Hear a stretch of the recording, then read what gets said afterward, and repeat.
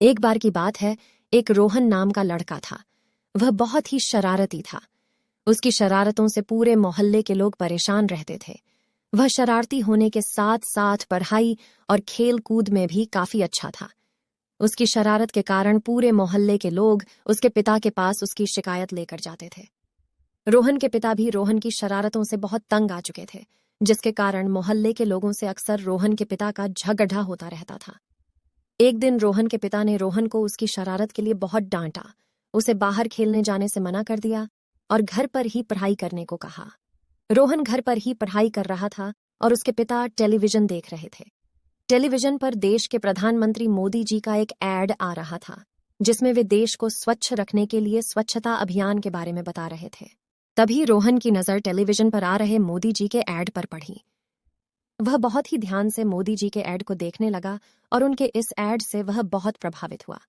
उस दिन उसने मन में निश्चय कर लिया कि अब वह भी मोदी जी के इस स्वच्छता अभियान से जुड़ेगा और देश को स्वच्छ करने में उनकी मदद करेगा।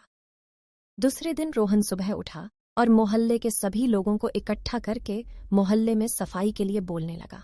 किंतु लोगों को लगा रोहन की इसमें भी कोई शरारत होगी और वह उनको परेशान करने के लिए यह सब बोल रहा है। मोहल्ले वालों ने रोहन से कहा कि हम लोग तुम्हारी बातों में नहीं आएंगे, तुम बहुत शरारती हो और इसमें भी तुम्हारी कोई शरारत छिपी होगी। फिर रोहन ने कहा कि मैं कोई शरारत नहीं कर रहा हूँ, सच में मैं देश को स्वच्छ रखने में मोदी जी का साथ देना चाहता हूँ, इसलिए आप लोगों को भी उनका साथ देने के लिए बोल रहा हूँ। लोग रोहन की बातें सुनकर हंसने लगे और वहां से जाने लगे। रोहन ने उनको रोकने की बहुत कोशिश की, किंतु मोहल्ले वालों ने उसकी एक ना सुनी और रोहन को डांटते हुए वहां से चले गए। इसके बाद रोहन ने सोचा कि मैं अकेले ही यह काम करूंगा और रोहन ने मोहल्ले में सफाई करनी चालू कर दी। लोगों को लगा कि रोहन यह सब जोश में आकर कर रहा है, कुछ देर बाद जब थक जाएगा तो अपने आप शांत हो जाएगा। तीसरे दिन रोहन फिर से सुबह उठा और मोहल्ले में सफाई के लिए चल पड़ा। लोगों ने फिर से उसे काम करते देखा तो सोचा कि यह कुछ दिन ऐसा करेगा और फिर थक कर अपने घर चला जाएगा, किंतु ऐसा नहीं हुआ। रोहन को ऐसा करते करते 5-6 दिन हो गए और वह इस काम में जुटा रहा। मोहल्ला काफी हद तक साफ हो गया था। लोगों को रोहन को इस तरह काम करते और मोहल्ले में सफाई देखकर लगने लगा कि वह सही कह रहा था, किंतु तब भी लोगों ने उसका साथ नहीं दिया। फिर अगले दिन वह सुबह उठा और रोज की तरह ही सफाई के काम पर चल पड़ा। इस बार मोहल्ले के एक व्यक्ति ने उसको काम करते देखा और उसका साथ देने के लिए गए। फिर रोहन का उस दूसरे व्यक्ति ने मोहल्ले की सफाई में साथ दिया। अगले दिन फिर उस व्यक्ति ने रोहन का साथ दिया।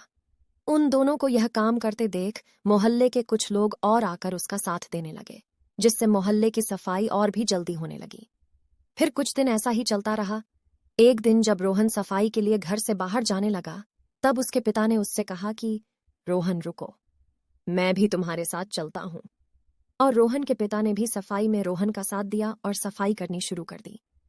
इस प्रकार एक एक करके मोहल्ले के सारे लोगों ने रोहन का साथ दिया और सभी सफाई के काम में जुट गए। रोहन को मोहल्ले के सभी लोगों को उसका साथ देते देख बहुत खुशी हुई। उस समय रोहन की एक कोशिश ने मोहल्ले का पूरा नक्शा बदल कर रखा दिया था। फिर सारे लोग रोहन का साथ देते हुए मोहल्ले के बाहर जाकर भी लोगों को इसके लिए प्रेरित करने लगे।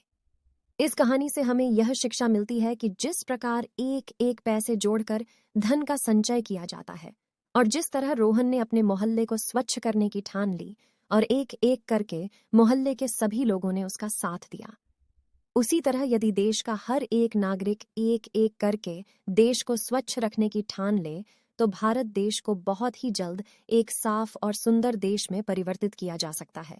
बूंद बूंद से घट भरता है। रोहन ने जिस प्रकार इस मुहावरे को सच कर दिखाया है, उसी तरह हमें भी उसका साथ देना चाहिए। इसके लिए सभी को कोशिश करनी होगी। आपको हमारी यह कहानी कैसी लगी, हमें कमेंट करके जरूर बताएं और ऐसी और कहानियों के लिए हमारे चैनल हिंदी कहानी AI को जरूर सब्सक्राइब करें। धन्यवाद।